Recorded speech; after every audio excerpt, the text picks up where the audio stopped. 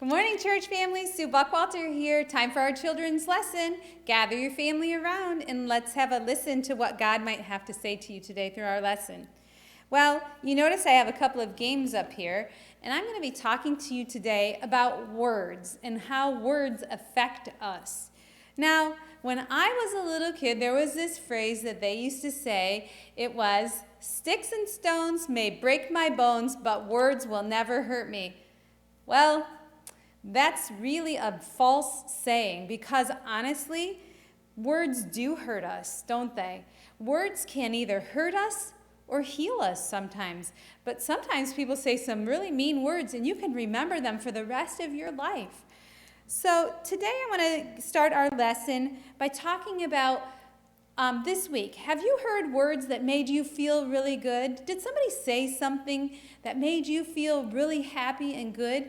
Maybe it was just a simple, "Hey, how are you doing?" by a teacher in a hallway, and that made you feel good because they recognized you and they saw you and took time to talk to you.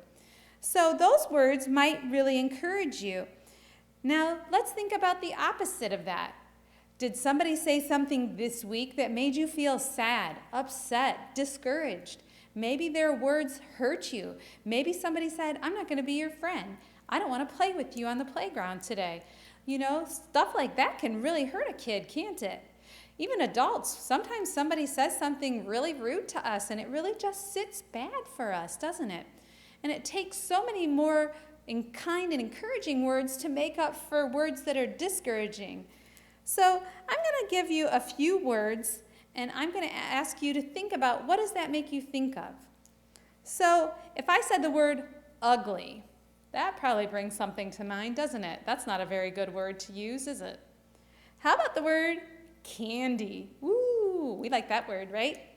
How about the word slimy? Ugh, that makes me feel funny when I say the word slimy. How about kitten? Ooh, I think of something really soft, don't you? How about princess? That's a nice word, right? How about the word trash? Ooh, when you think of trash, you think of, that's so smelly. How about fluffy and cuddly? Ooh, what about this word? Stupid. Most of you aren't even allowed to say that word in your house. That's an awful word, isn't it? Well, our words have a power to heal or hurt, like I said earlier. I want you to ask yourself, have your words you've been using this week, have they been changing people for good or for bad? Ask yourself that. Well, words are so strong. God only needed words to speak the world into existence. That's all he did. He spoke and the world was created. Now, we're not that strong with our words because we're not God. But God used his words to make the world just like that. All right? Well, I have a Bible verse for us this week. It's Ephesians 4:29.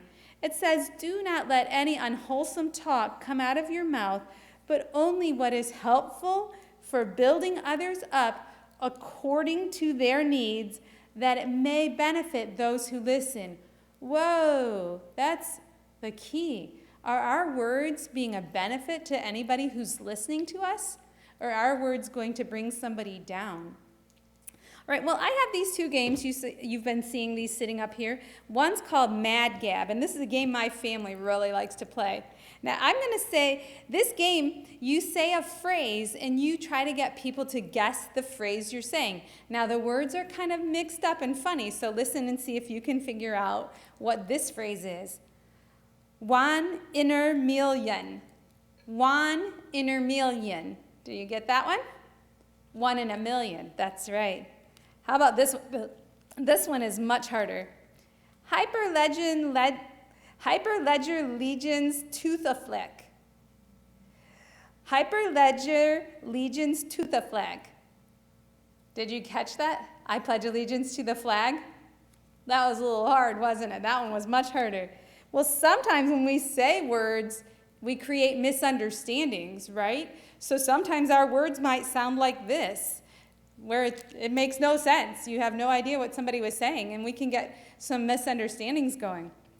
Well, this game right here, this was one maybe some of you play at your family gatherings. This one is super fun because you put in your mouth a little plastic mouthpiece like this, and then you say a phrase, and you have people try to guess what you're saying.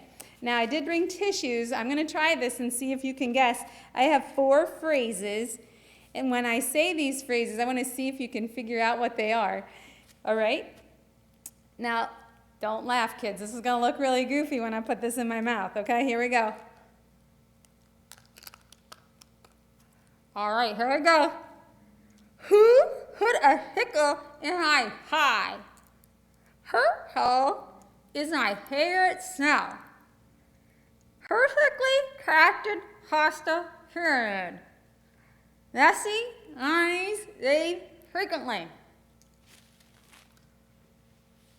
I bet you had a hard time knowing what I said. That was pretty silly, right? I said, who put a pickle in my pie? Purple is my favorite smell. Perfectly crafted pasta pyramid. And messy mommies bathe frequently.